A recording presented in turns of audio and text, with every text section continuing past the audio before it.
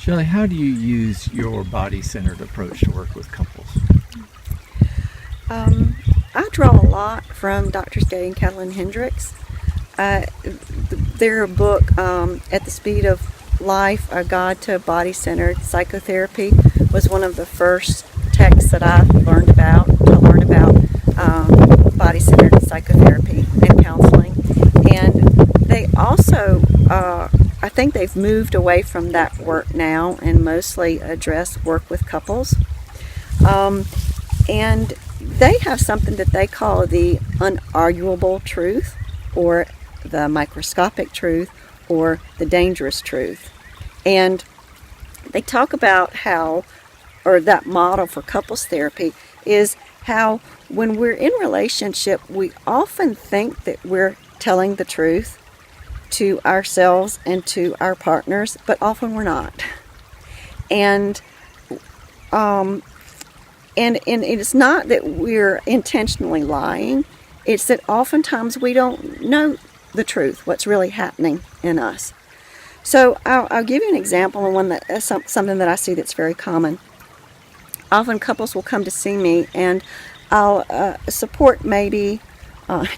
Usually it happens this way. I'll support the woman in the couple to talk about her feelings, and oftentimes what she'll express is frustration, disappointment, or frustration, and it starts coming out as anger and frustration, and you can see that she's been telling this stuff to her man all the time, and he's just sitting there like, oh my God, here we go again, and she's expressing this frustration, and when I can help her pause and feel her feet and notice her breath and check in with her body and coach her to track a body sensation, what we'll find is often what's underneath the frustration is a much more vulnerable feeling.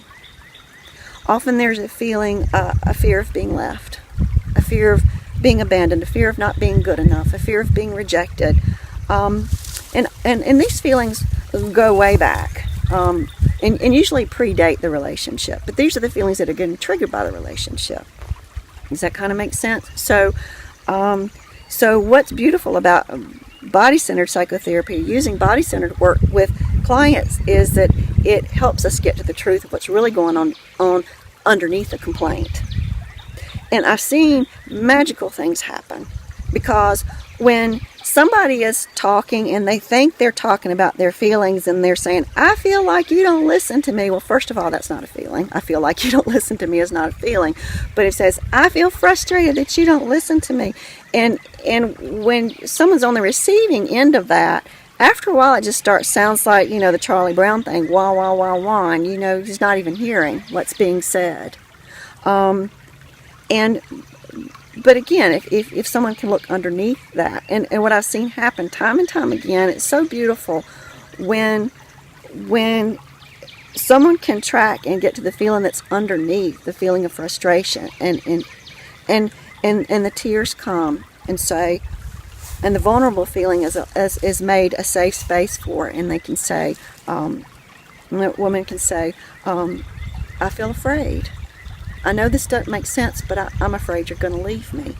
And then you can see him just melt and his heart open, and he can really start to hear what she has to say.